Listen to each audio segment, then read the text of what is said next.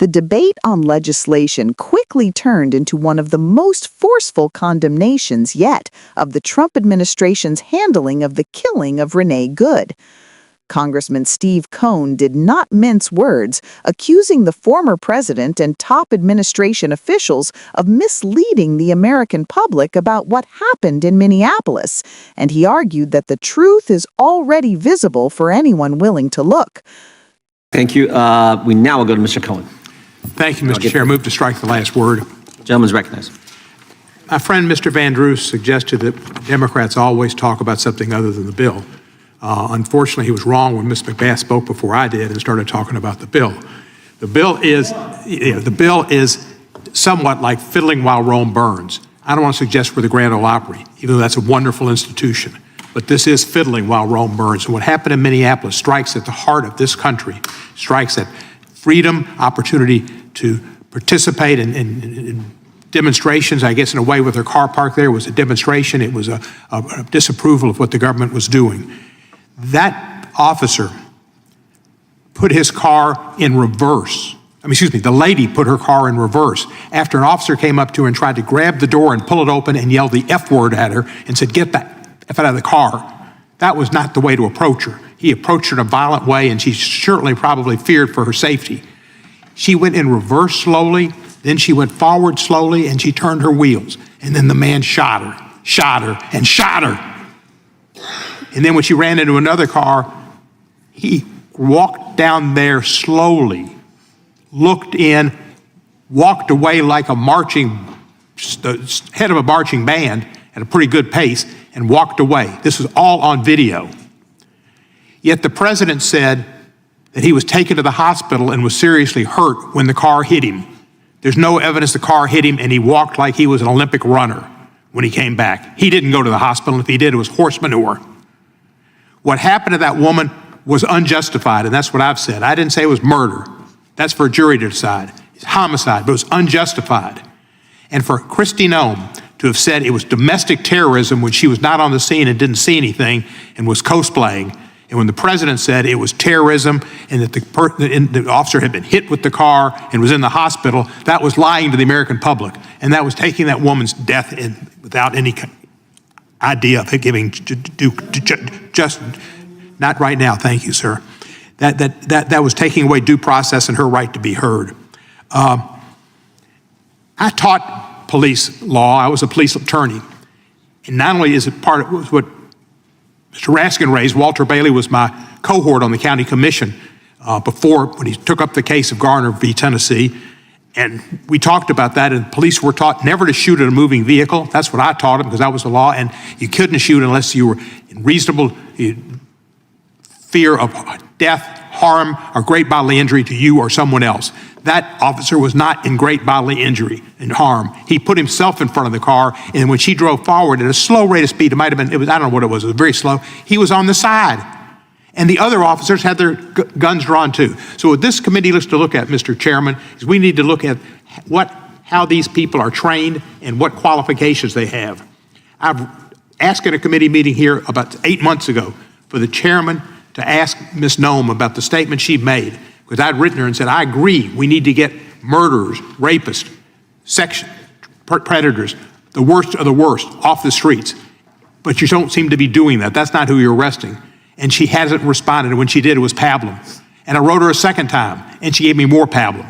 They're arresting, and they said, I heard on the news today when I got up, rapists, murderers, sexual predators.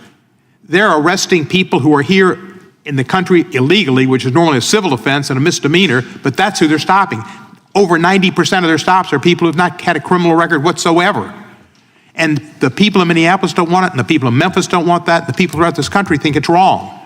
Get the worst of the worst, but don't tell us you're getting the worst of the worst when that's hardly anybody you're getting. You're getting people who contribute to our society in construction, in all different kind of employment, and they're commit crime at a lesser rate than the other folks who are not of their particular class or background. It was awful what happened there.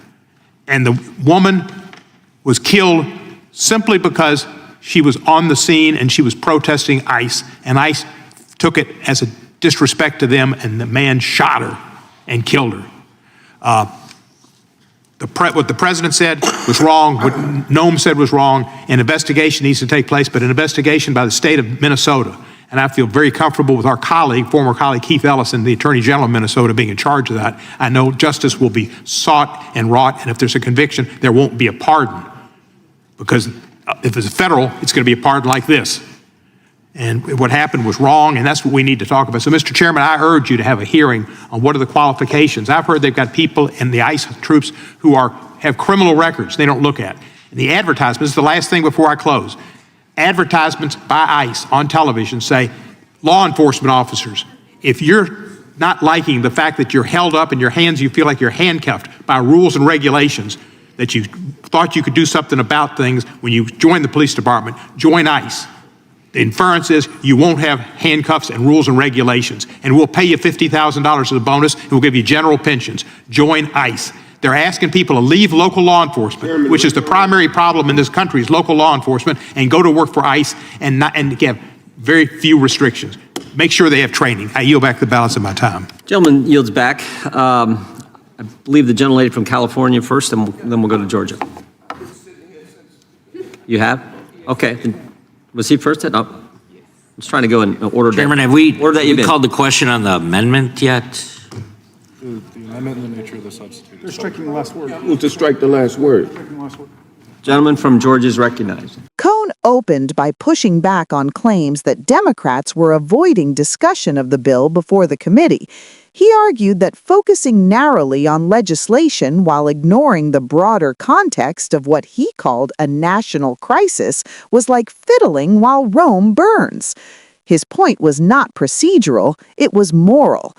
According to Cohen, what happened in Minneapolis strikes at the core of American freedoms, including the right to protest and express dissent without fear of deadly force.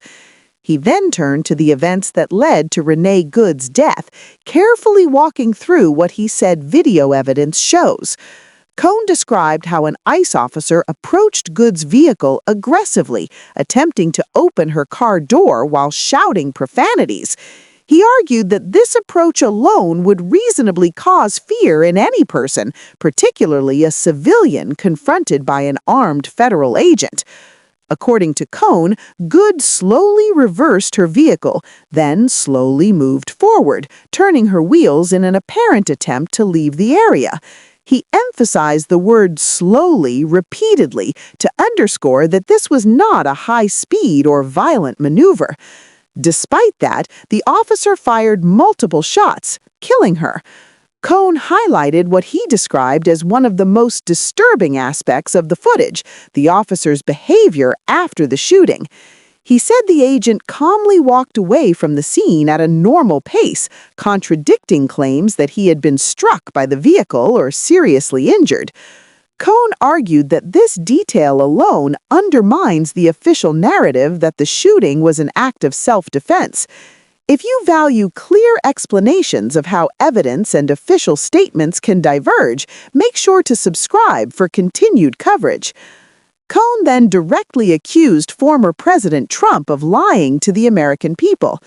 He said Trump claimed the officer was hit by the vehicle and hospitalized, assertions Cohen said are not supported by any available evidence.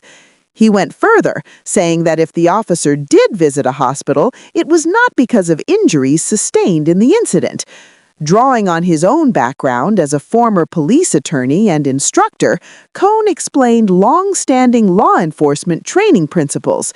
He noted that officers are taught never to shoot at a moving vehicle unless they are in reasonable fear of death or serious bodily harm.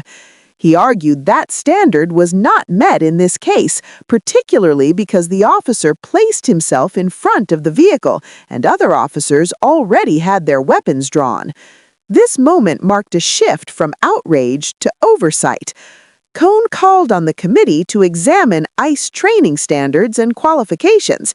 He raised concerns about recruitment practices, including advertisements that appeared to promise fewer restrictions and rules than local law enforcement. Cohen warned that such messaging risks attracting individuals who are frustrated by accountability rather than committed to public safety. He also challenged the administration's claims about immigration enforcement priorities. Cohen said officials repeatedly claim they are targeting violent criminals, rapists, and the worst of the worst, but data and reporting show that more than 90% of those stopped have no criminal record at all. He argued that many of these individuals contribute to their communities and commit crimes at lower rates than the general population. If you want this kind of context that connects policy claims with real-world outcomes, take a moment to subscribe. Cohen concluded by calling for an independent investigation led by the state of Minnesota, expressing confidence in Attorney General Keith Ellison. He emphasized that justice requires transparency and accountability, and he warned against political interference, including the possibility of federal pardons that could undermine public trust. His closing message was clear. This was not just about one bill or one committee meeting. It was about truth, accountability, and whether the federal government can be trusted to tell the American people what actually happened when a civilian is killed by law enforcement. Subscribe for continued coverage as this case develops and as lawmakers push for answers that extend far beyond a single hearing room.